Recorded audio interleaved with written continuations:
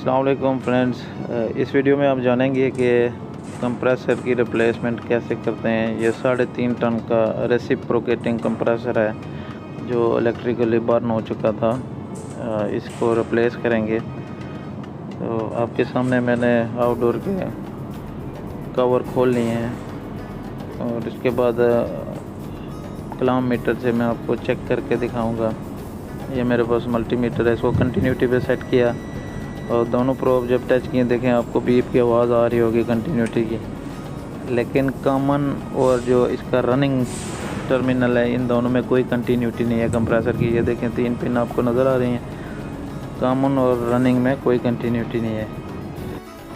तो इसको अभी डीप रेज करने से पहले मैं जो इसके ये लो प्रेशर और हाई प्रेशर स्विच हैं ये दोनों खोल लूँगा यहाँ से, क्योंकि जब ब्रेजिंग करेंगे तो ये हीट से मेल्ट होने का चांस है। तो इसलिए इनको खोल लिया कि दोबारा यूज़ करेंगे। जो कंप्रेसर के साथ लगा है लो प्रेशर वो तो नए कंप्रेसर में लगेगा, लेकिन ये डिस्चार्ज के साथ जो है ये वापस इसी जगह यूज़ करेंगे।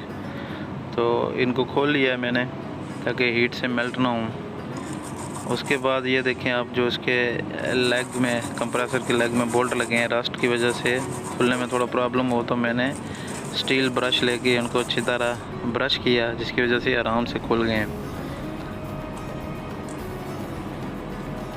नट बोल्ट खोलने के बाद इसको निकालेंगे। ये नया कंप्रेसर है, देखें इसकी अनबॉक्सिंग करके मैंने निकाल लिया है।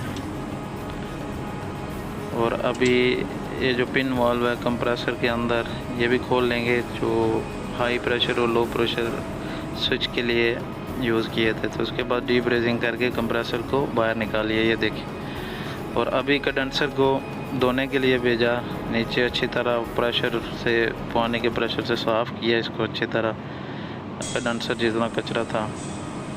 और अभी आपको मीटर से फिर एक बार चेक करा के, जो नए सीखने वाले हैं उनके लिए दोबारा चेक कराऊँ। मीटर को कंटिन्यूटी में सेट किया है और देखें जो पुराने कंप्रेसर के तीनों टर्मिनल में बारी बारी में लगा रहा हूँ तो कुछ भी कंटिन्यूटी नहीं है, कोई भी रेजिस्टेंस नहीं है। और ये नए के आप देख सकते हैं, नए के कॉमन और रनिंग में जब लगाया तो ये देखें बीप की आवाज़ भी आपको आ रही होगी और कंटिन्यूटी भी शो कर रहा है। तो ये पुराने कंप्रेसर की जो अंदर मोटर है, जो वाइंडिंग है वो बिल्कुल ख़राब हो चुकी थी, जिसकी कोई कंटिन्यूटी बाहर नहीं आ रही है। देख सकते हैं, दोबारा मैं चेक करके दिखा रहा हूँ। कुछ नए टेक्नीशियन हैं उनके लिए काफ़ी ये यूज़फुल होगा तरीका चेक करने का। तो ये हमारा पुराना कंप्रेसर है, इसके LRA 105 LRA हैं आप देख सकते हैं। और ये हमारा नया कंप्रेसर है 110 LRA। सेम कैपेसिटी है, मॉडल नंबर तकरीबन सेम ही है, लेकिन कैपेसिटी थोड़ी सी ये नए वाले की ज़्यादा है। यानी LRA के अकॉर्डिंग आप देखें तो 110 LRA है नया वाला। तो कंडेंसर अच्छी तरह धोने के बाद वापस लेके आए और सबसे पहले मैंने पुराना फ़िल्टर इसका डीप रेज करके निकाल लिया, क्योंकि फ़िल्टर भी जब भी मैं कंप्रेसर चेंज करता हूँ तो फ़िल्टर लाजमी चेंज करता हूँ और ये करना भी चाहिए। आप जब भी कंप्रेसर रिप्लेस करें तो इसका फ़िल्टर ड्रायर रिप्लेस कर दें। और अभी नया कंप्रेसर इसमें मैंने ऐड कर दिया है और इसको वापस बोल्ट लगा दिए हैं, बोल्ट टाइट कर दिए हैं।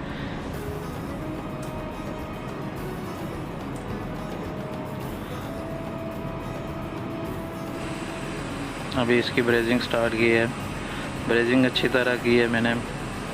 ब्रेजिंग सेट यूज़ करें तो बहुत जल्दी ब्रेजिंग हो जाती है, लेकिन मेरे पास यही ब्रेजिंग टॉर्च है तो मैं इसी से ज़्यादातर काम करता हूँ, क्योंकि इजी है कैरी करने में, हो जाता है, इससे भी जल्दी काम हो जाता है। बस एक्सपीरियंस होना चाहिए आपको। तो देखिए मैंने ब्रेजिंग कर दी है, सक्शन और डिस्चार्ज दोनों पाइप अच्छी तरह ब्रेजिंग हो गई है। और फ़िल्टर भी है देख सकते हैं, नया लगा लिया, उसकी भी ब्रेजिंग हो गई है। अभी ये जो प्रेशर स्विच के लिए चार्जिंग वाल्व लगे हैं इनको ब्रेजिंग करके ऊपर ये प्रेशर स्विच लगा दूंगा, लो प्रेशर और हाई प्रेशर। तो वापस इसकी मोटर भी फिट कर ली है, कंप्रेसर की टर्मिनेशन कर ली है। देखिए ऊपर कॉमन है ब्लैक वाली और ब्लू वाली स्टार्टिंग है और रेड वाली रनिंग है, जैसे पहले कनेक्शन थे वैसे ही किए हैं। तो कॉमन ब्लैक, ब्लू स्टार्टिंग और रेड रनिंग। और ये प्रेशर स्विच भी वापस लगा दिए हैं, लो और हाई प्रेशर। ये कंप्रेसर की सेफ्टी के लिए है, अगर कभी आपकी गैस ज़्यादा या कम हो तो ये कंप्रेसर को बचाते हैं, यहाँ से करंट पास नहीं करते हैं, कंप्रेसर की सेफ्टी के लिए। यहाँ पे आप देख सकते हैं ब्लैक न्यूट्रल है और रेड में लाइन लगेगी। 2 पोल कंडक्टर है इसमें, एक तरफ लाइन एक तरफ न्यूट्रल।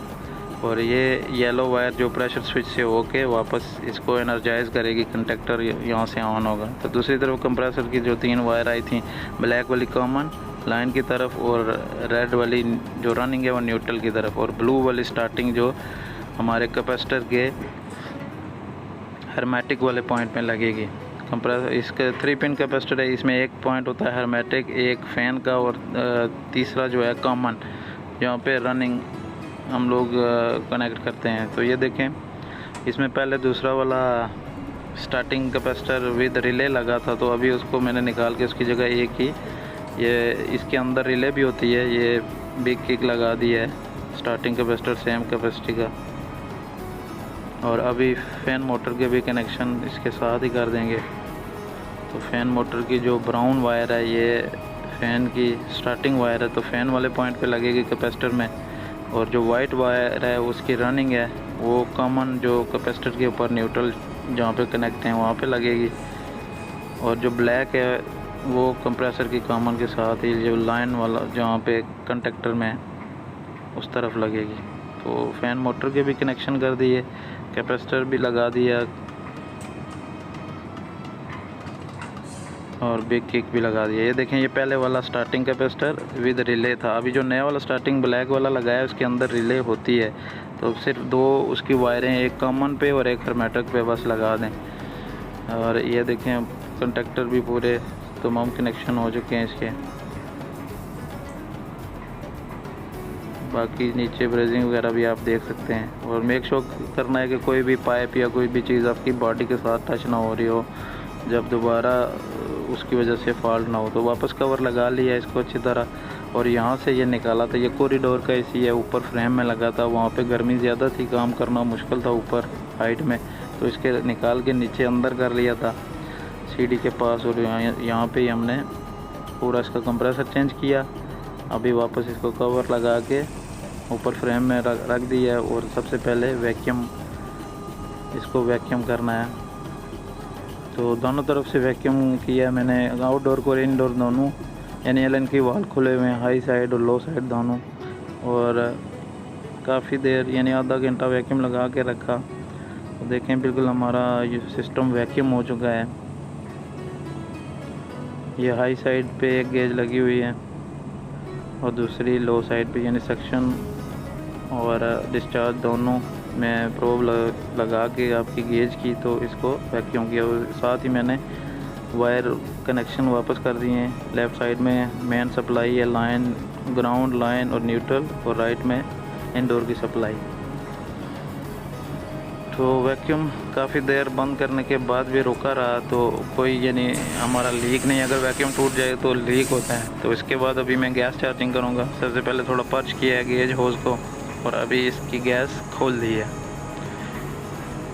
तो सिलेंडर को लटा के थोड़ा लिक्विड में चार्ज करेंगे तो जल्दी गैस पूरी हो जाएगी। और अभी इसको ऑन करेंगे, यूनिट को ऑन करेंगे, तो ऑन करके बाकी जो गैस है वो पूरी करेंगे। अभी सिस्टम हमारा ऑन है और गैस भी पूरी हो चुकी है। ये 60 psi के लगभग प्रेशर है, 60 से ऊपर है थोड़ा। और एम्पेयर भी देखें कि 22 एम्पेयर ले रहा है, हीट भी अच्छी तरह निकाल रहा है। और यही इसमें फॉल्ट था कि इसका कंप्रेसर बर्न आउट हो चुका था, जिसकी वजह से इसको रिप्लेस किया। तो अभी 1 घंटे के बाद मैंने आके चेक किया तो अच्छी तरह कॉरिडोर में कूलिंग है, और रिटर्न भी आप देख सकते हैं कि कितनी अच्छी है इसमें आई हुई। तो मिलते हैं किसी नेक्स्ट वीडियो में। वीडियो पसंद आए तो इसको लाइक करें और शेयर करें। अल्लाह हाफिज़।